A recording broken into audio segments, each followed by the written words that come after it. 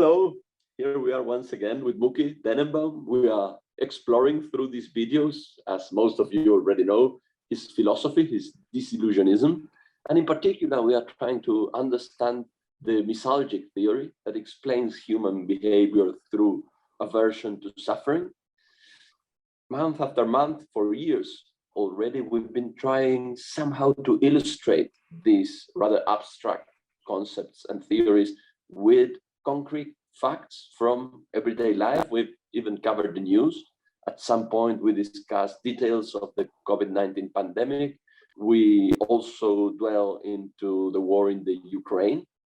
And what we are going to do today is to discuss the topic of exceptions, of what's exceptional in life and how exceptions fit into the model devised by disillusionist philosophy. We are, of course, globally paying attention to the soccer World Cup right now being played in Qatar. So that provides lots of examples of exceptional events, but that will be just an example. What interests us is the concept of exceptional events. Well, we have to divide exception from the objective point of view than from the subjective point of view.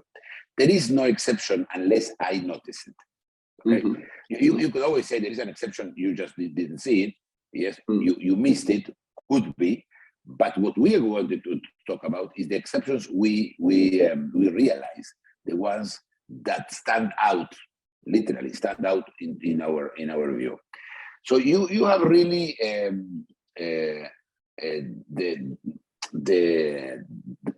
when you have an exception on something, then two things happen at the same time. You see the exception, and then you see the background that has been the part that you never looked at it, and now you can see it also. So look, two things happen at the same time. It's the exception that ratifies the rule, which is really what it does, and the exception itself. Now, normally, and here comes the point, Florencio, normally people don't look very much for exceptions. They shouldn't be looking for exceptions. Why? First of all, because they wake up. As soon as you have an exception, your sleepwalk is finished, is over. Now you are looking at the exception. The second one is, normally it's a surprise, and surprises in life in general are bad. Because there are two kinds of surprises, Florencio. There is a surprise that comes when you're getting a present on your birthday. That's organized surprise. That's limited surprise. That's in a certain enclosure, a surprise that cannot blow up in your face, literally. And the ones that normally blow up in your face. Those are the ones, and in general, those are not good ones. Normally, when they are good ones, in fact, they're called miracles. So, and we know how often miracles happen. So, since there are no miracles at all, at least how we perceive them as miracles is a good thing that happened instead of a bad one. That's it. That's about the miracle. That's as wide as we can do a miracle as an exception. So those are this is the view of exceptions.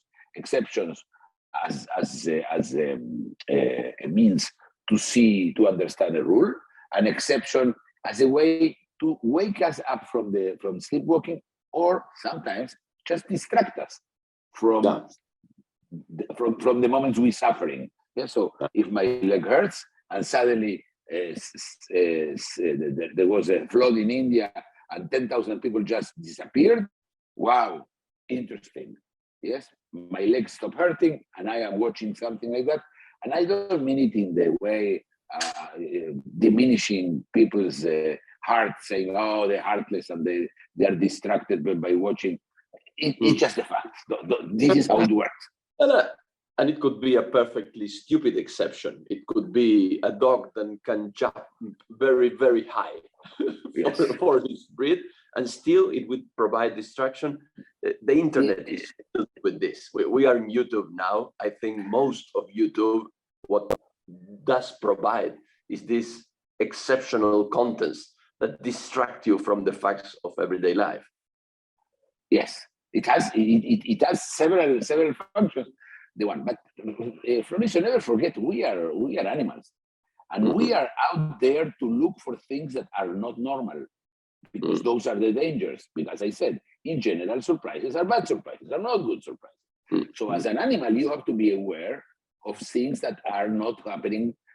They're not happening in a way that will not alert us to something. So our alert system is towards exceptions, and those exceptions in general are not good. So we are even primed to do that. We are programmed to do it. Usually that which is not usual comes as an alarm, comes as a sign that some sort of danger is there. So I think we are talking then about a special kind of exceptions.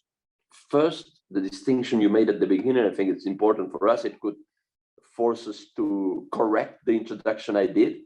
We're not talking about exceptions in general. Objectively speaking, we are talking about what's exceptional, and we notice that it's exceptional. So it's noticeable exceptions that we are discussing. And in that subset of exceptions, there are these that are not a threat. There are these that are not a bad surprise that blows in your face, as you said, but those exceptions who provide for us distraction, entertainment, and still somehow point at the background, at the gray background against which they stand up. About these exceptions in particular, as you were speaking, most our shows, most our cultural consumptions, most our, I would say, everything we do for enjoyment has to do with this type of exceptions. What we watch in TV, the movies, the sports events, they all seem to add up to some sort of example of this subset of exceptions that distract us and do not threaten us. Not only that, they are not only themselves exceptions, but they are shown in an exceptional way. So if you're watching a movie, yes, you're not seeing the whole week of every person who slept the 7 hours and then they took a shower. No, you will only see the exceptional part of those weeks, or that part that you need to know, so you will notice it's an exception. So sometimes they will show you somebody going through all the routines. So to show you that something went wrong in that routine. Yes. But again, in your life, this is exactly the other way around. I mean, exactly. You don't have any exceptions in life. It's very, very, very uncommon. Now, interestingly, if you take, let's take the World Cup now, the exception. Here, we have to differentiate the kind of which are the good exceptions. Well, the good exceptions would be something like David versus Goliath. You expect Goliath to win every battle, and then comes David with something he did, blah, blah, blah, blah, and the guy fell down, and that's incredible. And he did it. And that happened to us even in the soccer, in smaller, of course, smaller size for us, but we go and we watch, and we see the United States going to the next step in the World Cup. Then they met the Dutch and they lost, and that's it. And that was where the exception. No more exceptions. But for 90 minutes and several hours and days before that, people had the expectation of seeing, maybe watching, maybe being witnesses to a miracle. Okay, full of hope. You hear that verb, that word coming out immediately. Hope. They're hoping. Hope. It's hope. All the time. Everything is hope. The last things you lose is hope. The one before the last is common sense. That normally happens when it's 40 minutes out of the 45 minutes of the second half. When you start losing 2-0, then you are already in the hope. That means it's over, finished. Go leave the field, go home. Of course, they will tell you, but you remember in 1972 on the 4th of May, and everybody will know the date. Where were you sitting when our team won against all odds? Against all odds, yes. The words that will be used, but you have to understand that this is an attraction. it has the exception because it's a good exception. So it's an exception to an exception, because most exceptions are bad. So this is an exception of an exception. That's a good one. It's interesting because, in fact, what you were saying about the movies is maximized in this example. The World Cup itself, it's exceptional. I mean, it only happens every 4 years. Every match within the World Cup, it's an exception. The World Cup as an event, it's pretty dull. It's a month of people in the same country just doing nothing, drinking beer. And within the matches, we still search for the exceptional goal, for the exceptional play. And as you said, for the David versus Goliath scenario, the victory of the underdog against all odds. So it's what attracts our attention in this case is an exception within an exception within an exception within an exception. It's really very, very thin, but still, maybe that's why it draws global attention, and everyone is alert to the fact that Japan may leave Germany out of the World Cup. Yes, but again, we all understand that this means nothing. But the interesting thing is that at the same time, have you heard about the Ukrainian-Russian war? Anything about COVID? Anything about COVID? No, not really. So we are all distracted in that matter.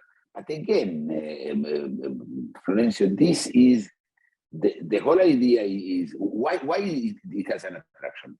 Because otherwise, if life is only totally predictable, then it doesn't make any sense to live it, because you die and that's it. What was the purpose? In fact, there is no purpose. But people still searching for a purpose. They say, yes, but you see, it may happen that I will be that individual that will, when buys the lottery wins. Yes? There is that quest for exceptionalism, which makes absolutely no sense. Zero sense. That quest is going to be a failure. It's a fact, yes. How many people got to be Nobel Prizes? I don't know, a few hundreds. That's it. The rest wanted to be Nobel Prizes. Yes. Is the Nobel Prize an exception? Well, yes. It has to be exceptional to have some value. But again, you remember when we talk about Bitcoin? Look what we're going back to. In Bitcoin, we spoke about that the only benefit Bitcoin had was scarcity. So exceptionalism lives out of scarcity. The scarcier, the more valuable it is. Look, it's the same. We do it with everything. Collectibles, anything is based on scarcity. So here you have another side of scarcity. There's a fork there, which I think it's interesting. Collectibles and Nobel Prizes are a good example of this, I guess. There are those exceptions, including underdog triumphs, underdog victories, which are the result, or at least they are perceived as the result of extraordinary effort. There are, philosophically speaking, maybe going back to something we have discussed a lot, there are stoic exceptions. And then there are exceptions that happen just by chance. You don't have, I mean, if you get the Nobel Prize in physics, everyone will say there was effort and sacrifice behind that. If you find a rock shaped as a human face, it's very exceptional. We will derive fun out of it and distraction, but no one will congratulate you on your efforts from finding that strange rock for your rock collection. I think there's at least two sets there, which are interesting because their functions, socially speaking, from the point of view of the sink, are very different. They're all exceptional, but one's underline the efforts of the victor, the others are just entertainment. They have no lesson whatsoever, right? Well, you know, the American dream, some people think American dream is come to America, buy a lottery ticket. That's about the American dream. Some others think it's coming to America, trying to get a visa, if you can, one way or the other way, and living here, working your ass off till till late at night, and we're waking up early every morning, working on weekends, on Christmas, whatever it takes for you to have the American dream. That means to getting a house and getting a car and getting a pension and being helped to help your kids to go through college. That would be the second version of American dream. Both of them are exceptional, demand exceptionalism. One of them much more exceptional than the other. No doubt that to win ticket, you really have to be very, very, very, very, very, very lucky. On the other things, well, you're supposed that's supposed to work. Sometimes it doesn't, but that's how it works. Yes, exceptions that people have worked hard for are worth much more than exceptions that just happen to them. They're just lucky. And the people who are envious, both of them are envious of the same for both categories. You know, the idea that if you work very hard, people will not be envious. They will be envious of the results. Normally, envious are not of the process, are of the result. Of course, I am envious of the process of buying a ticket and getting and winning it. Absolutely, would love to have that. That doesn't work. It is the same to buy a ticket or not to buy it. You have the same chances of winning, and that's exactly the point where that's where but that you see in the death penalty, you know, there are always rules of miracle happen. You know that in the guillotine, if the guy in charge, I don't know what's the name of the guy who the executioner. If the executioner dies from the morning of the execution until the execution, the person is being spared. If the noose breaks in the middle of a hanging, same thing. In fact, there is a story about the Supreme Court in the United States. There was a guy who was sent to the electric chair. He was and he did not die during the electricity shocks. And the idea was to use the whole concept of the hand of God and saying that he was spared. And the Supreme Court decided, no, he will be electrocuted. And that's America, yes. There are no miracles. You being electrocuted, you're going to be electrocuted, period. So not a funny story, but an interesting story culturally speaking. Yes. So you do have the exception everywhere left. Yes.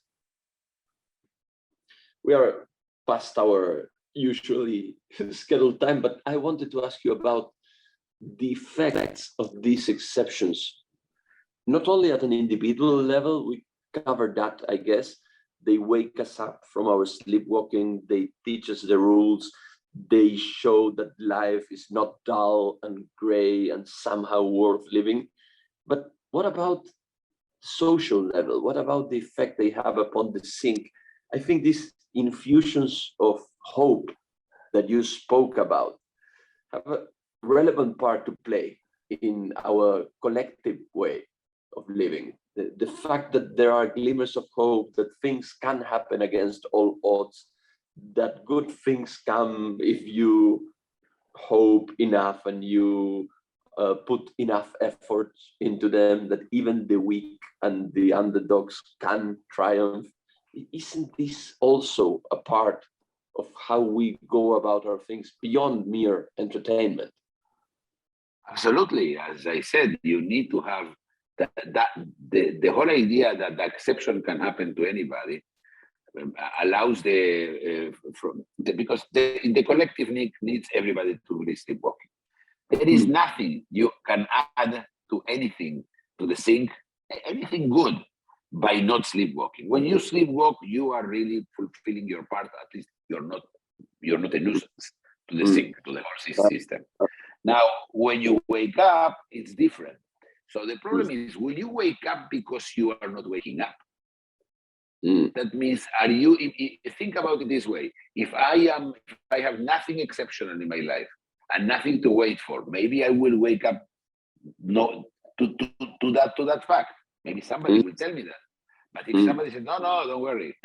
There is a God, there is a miracle, there is hope, there is this, there is that, there is exception. In this world, nothing is already written. Okay? And that permits people to keep on sleeping, funnily enough, without waking up. Amazing. We have extended ourselves beyond our limits. Thank you very much. Okay, we'll carry on next time. See you next time. If you enjoyed the video, please like it, comment and subscribe.